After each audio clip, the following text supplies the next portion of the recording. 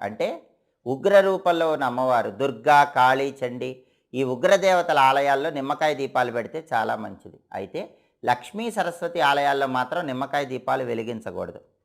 నిమ్మకాయ దీపాలు వెలిగించేటప్పుడు ఎవరైనా సరే కొన్ని ప్రత్యేకమైనటువంటి సూచనలు తప్పనిసరిగా పాటించాలి.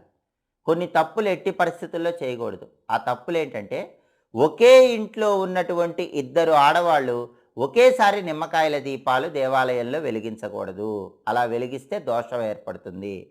అలాగే నిమ్మకాయ దీపాలు వెలిగించే వాళ్ళు ఎవరైనా సరే ఇంట్లో నిమ్మకాయ దీపాలు వెలిగించకూడదు. ఇంటి బయట తులసి కోట దగ్గర నిమ్మకాయ దీపాలు వెలిగించుకోవచ్చు. మైల ఉన్నప్పుడు నిమ్మకాయ దీపాలు పెట్టకూడదు.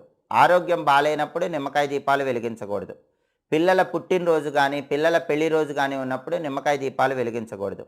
ఇంట్లో వాళ్ళతో కానీ, బయట వాళ్ళతో కానీ గొడవ పడినప్పుడు కూడా నిమ్మకాయ దీపాలు వెలిగించకూడదు. ఎప్పుడైనా సరే పట్టు చీర కట్టుకొని నిమ్మకాయ